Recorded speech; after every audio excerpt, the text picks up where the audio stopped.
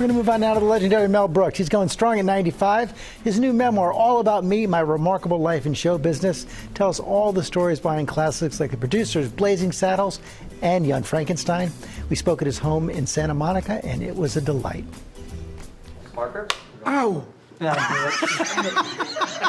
Just to scare you, lady. You still got it. It's good to be the king. With his ageless humor and sharp comedic insights, The Lord Jehovah has given unto you these 15. this master storyteller has definitely still got it. 10 commandments. In his new memoir, All About Me, My Remarkable Life in Show Business, May the Schwartz be with you. Mel Brooks takes readers on the journey of a lifetime. It's packed with every adventure in your life. I was most struck by some of the scenes, though, from the very beginning of your life. This image of your mom when you're a little boy heating your clothes on the radiator in the winter.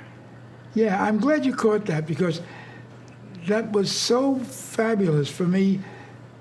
In the winter, being 5 years old, getting out of a warm bed was impossible. So she figured out, she put my clothes on the radiator, she dressed me under the covers, and I popped out of bed, ready to go to kindergarten, warm, toasty warm. Were you funny in kindergarten? I was a show-off ever since I can remember. I remember I once sang, "You must have been a beautiful baby." I was just a little kid, and I was singing it in class, and my teacher heard me. "Must have been a wonderful child when you were only starting to go to kindergarten. Oh, you must have been a beautiful baby, 'cause baby, look at you now." And I was taken all over the school to sing "You Must Have Been a Beautiful Baby." You write in the book that you think it had something to do with the fact that you're short, the fact that you're so funny.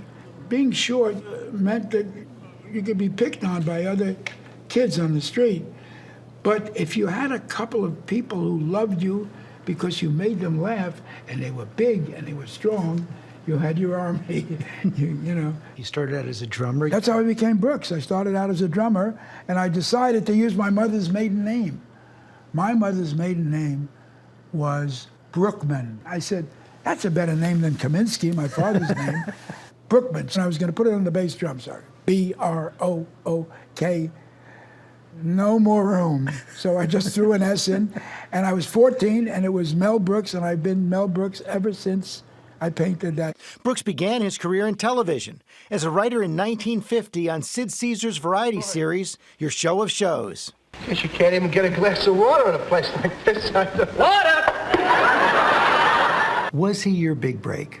And he was my incredible golden door, my entry into show business at large. You know, you say you became a writer when you were on Your Show of Shows, but we have this is a notebook here, Corporal Melvin Kaminsky. You got my army. Yeah, your army notebook, and you were writing back then. I was writing back then, yeah. I wrote, on the way over, we went over in February the beginning of 1945, on a troop ship. There was a ship's newspaper, and I wrote a column called My Floating Day, a takeoff on Eleanor Roosevelt, who had a column. Her column was called My Day, and she would talk about what was happening.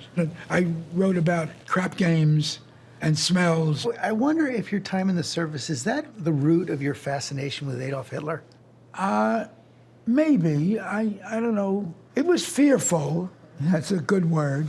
You know, carrying a rifle, wearing a helmet, and worried about shells bursting and whatever. But I felt World War II somehow, first of all, they attacked us, and we had no choice. But we were fighting for something good. We were fighting to preserve something wonderful, America.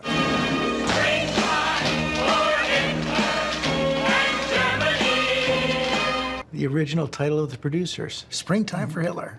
That was the original title. Couldn't have a better title, except Joseph E. Levine said a lot of the exhibitors are Jewish, and they've called me and said they're simply not going to put Hitler on the marquee. You got to come up with another title. How can a producer make more money with a flop than he could with a hit? Well, it's simply a matter of creative accounting. Let's assume, just for the moment, that you are a dishonest man. Assume away.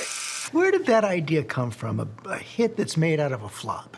I worked for a guy, there were many producers that kind of hedged their bets. If a play cost $10,000 to produce, he would raise $11,000. And their only problem was they had to be careful. If they raised too much, then they couldn't, if it was a hit, they couldn't pay all the backers. The Producers was the first movie Brooks directed. It won him an Oscar for Best Original Screenplay in 1969.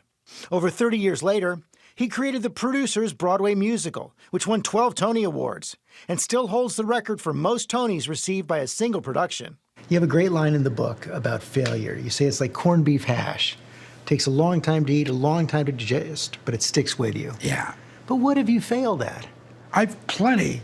You never saw me in the mountains leaving the stage amid a chorus of boos. When I was doing bad jokes, when I had not yet found my way, which was reality was my way. Tell the truth.